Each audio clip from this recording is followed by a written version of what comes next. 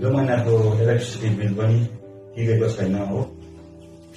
कता कता आएछ हौ बिलहरू पनि, त्यो पनि बाँकी छ।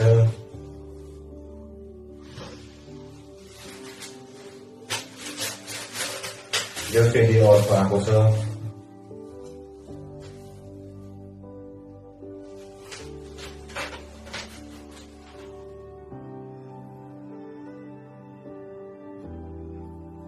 कस्तो पाइसक्यो बिलहरूले पनि।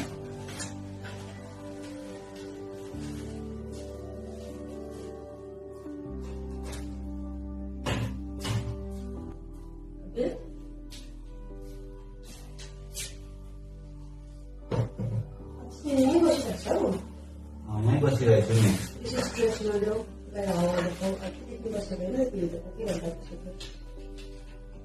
अन्त के गर्नु त हौ, सबै जग्गा काम एप्लाई गरिसकेँ यो सहरभरि, कहीँ पनि पाएको पनि छैन। बिल्सहरू हेर न।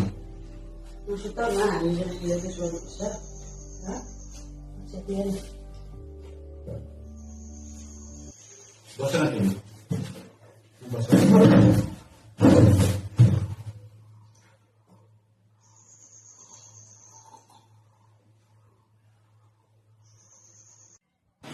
प्रतिका सुन न, भन्नुहोस् न।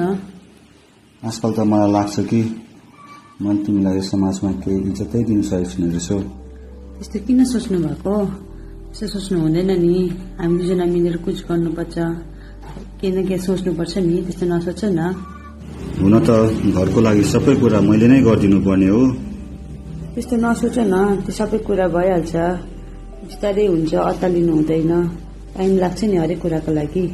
हामी मिलेर गर्नुपर्छ नि, नसुर्ताऊ।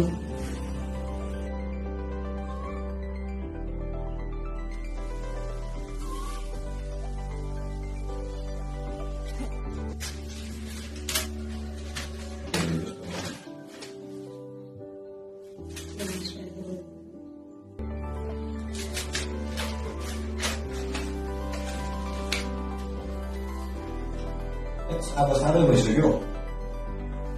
अब त बिजनेस सुरु गर्नु पर्यो आफ्नो। ठिकै हो, तिमीले ठिकै सोचेछौ। अब बिजनेस गर्नुपर्छ। तिमी स्टार्ट मात्रै गर न, म तिमीलाई साथ दिइहाल्छु नि।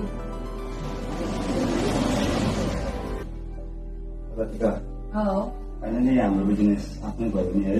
हो नि हौ, सोचेको कुरा सबै पुग्यो है। यहाँ गरेको गर्व लाग्छ। तिमी खुसी छौ? धेरै आफ्नो बिजनेस अर्कै हुँदैन नि त।